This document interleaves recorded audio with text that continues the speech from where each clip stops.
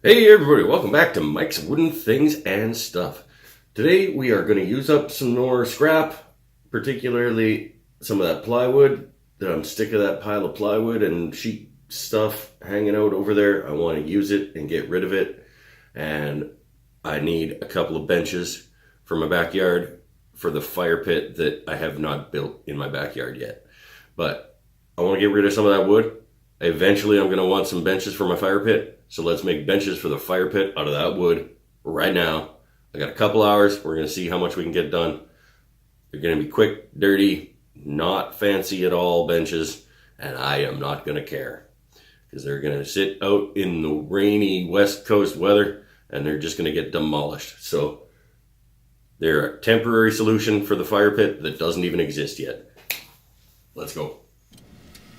So we're going to start by getting the piece of plywood that is obviously on the bottom of the stack of pieces of wood, because that's where you keep the piece of wood that you need, always, apparently.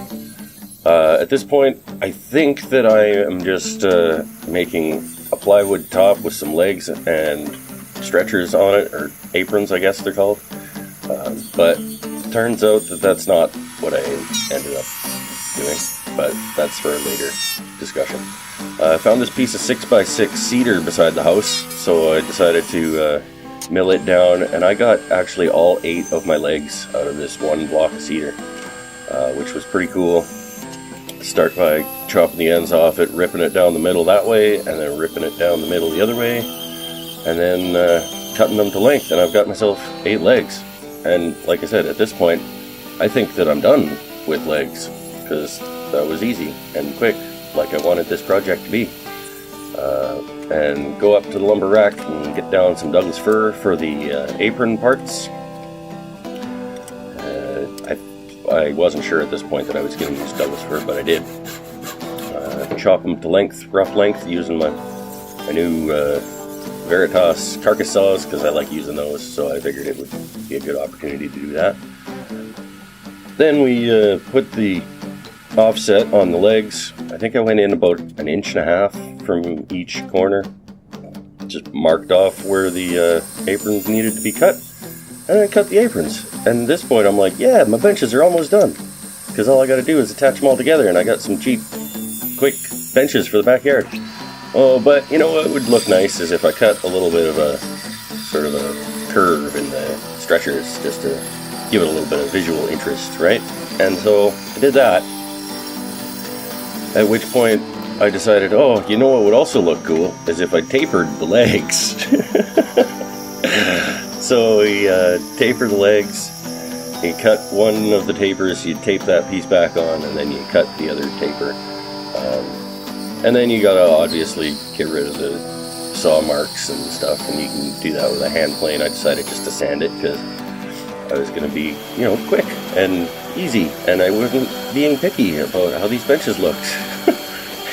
Even though at this point I'm tapering legs, and then instead of using pocket holes and screws to put it together, I decided to do floating mortise and tenon joinery.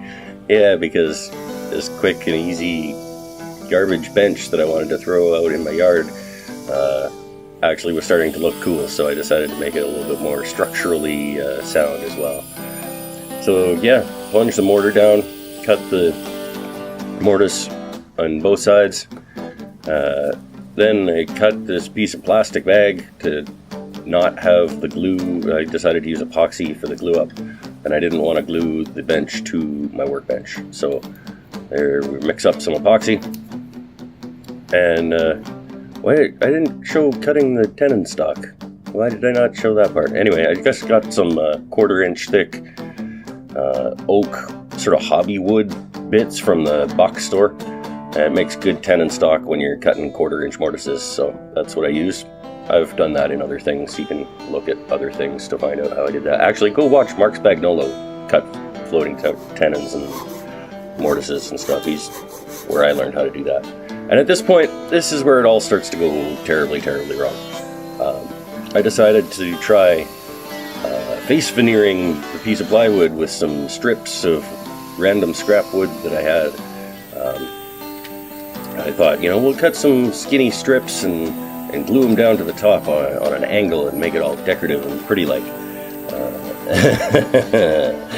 And I've never face veneered anything, so I was just assuming that you could cut them really thin and then glue them down and everything would be fine. But I don't have a vacuum bag, and yeah, well, we'll see in a second here how this works out. This is me spending a good chunk of time cutting really thin strips out of this piece of wood, and here's me shuffling them around so that the grain is different, and then I got the glue out, and yeah, look at me go, putting these strips down on a 45-degree angle all the way across the bench top, and I'm going, oh, this bench is gonna look awesome. And it really would have. If I had a vacuum bag, I think this would have worked out fine, but here we go. We'll weight it all down, and then this is how it looks. Yay! This is what it dried to. Yeah, so this is where it went.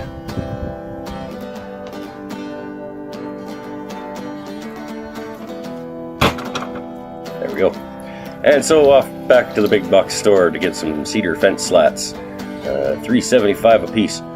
And I think I used $2.50 for each one, so we're looking at like a $12 top for each of these benches, and the rest of the wood was scrap that I already had, so it's actually not a bad price for what turned into a pretty good looking bench at the end of all things here. So then out comes the Kreg jig and pocket screws, and screw them down, and there we go. We got some outdoor spar urethane varnish stuff. Give it a nice thick coat underneath. I think I just did one thick coat underneath, and for the top I did 2 sort of thinner coats, maybe 3. I don't remember. But they look awesome now. I'm actually glad that the veneering thing didn't work out. Alright, so there's my new garden benches, fire pit benches, outside backyard benches. I'm actually pretty happy with how they came out in the end after everything is said and done. Whew, there's a roller coaster for something that should have been relatively straightforward and was supposed to be just using up some scrap to make some garbage benches to throw in the yard. Yeah, but that's what happens sometimes. You get into a project and start wanting to make it better, and then you want to make it better than that even. But there we go, benches, yard. Now I just got to dig a fire pit to put them beside, because that's what they're for. Anyway, thanks for watching. See you next time. Oh, I did that. If you're wondering what that's about, there's a video about a lathe situation. I'll put it in the show notes. I guess they're called show notes, whatever, little area down there where you put stuff. Alright, thanks for watching. See you next time. Benches.